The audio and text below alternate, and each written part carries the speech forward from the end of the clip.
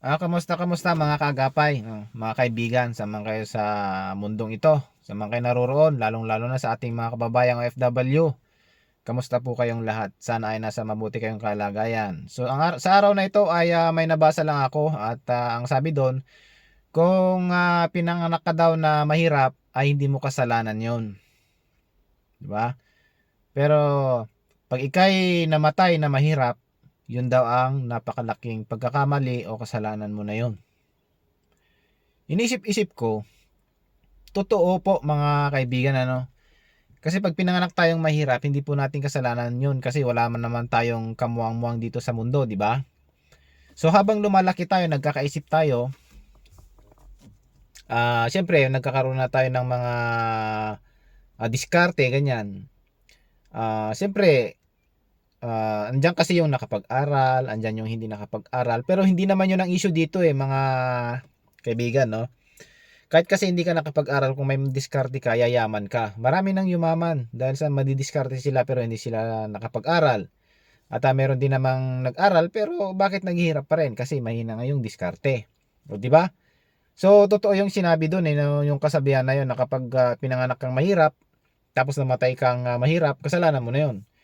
So dapat po pala mga kaibigan, kapag tayo pinanganak at tayo mahirap, dapat magsumikap tayo, dumiskarte tayo na pagandahin o ayusin yung ating buhay. Hindi lang naman po para sa ating sarili, di ba? Kundi para sa ating pamilya. Lalong-lalo na kung bubuo na tayo ng pamilya. O di ba? Kailangan nating magsumikap para sa ating pamilya. So, hindi po basihan na nakapag-aral ka magiging mayaman ka. Hindi po 'yun ang basihan. Pero hindi ko sinasabi po mga kaibigan na huwag ka na mag-aral basta may diskarte ka. Hindi ko po sinasabing ganon. Dapat po maganda nga magsama yun Nag-aral, nakapag-aral ka tapos at may diskarte ka pa, talagang aasenso ka, 'di ba? So, ayun po, kung namatay tayong mahirap, kasalanan na po natin 'yon. Ibig sabihin, wala tayong ginawang paraan o diskarte para mapaasenso natin yung ating buhay. Hindi po ba? 'Di ba? Kaya tayo, nandito tayo, dumidiskarte, nagtatrabaho ka naman araw-araw. O bakit hindi mo isipin na balang araw magiging okay naman yung buhay mo, 'di ba? Kasi napakahirap naman yung namatay tayong mahirap, tapos yung iiwanan nating pamilya mahirap din. O 'di ba? Konsensya pa natin 'yun. Kaya nasa sa atin na po 'yun sa habang nabubuhay tayo, dumiskarte tayo, gumawa tayo ng paraan. Siyempre sa mabuting paraan, huwag tayong gagawa ng mga hindi magandang paraan, Yung iba kasi diyan gusto madali, ayan gumagawa ng hindi maganda, lalo tuloy napapariwara ang buhay, 'di ba? Ang bagsak, walang nangyari.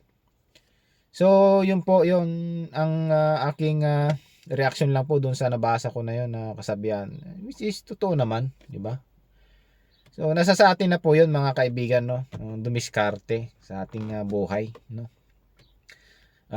sana po ay meron tayong na napulot na aral po sa ating pinag-usapan ngayon, mga kaibigan, mga kagapay, So, 'yun lang. Magsumikap po tayo para sa ating kinabukasan, para sa ating pamilya.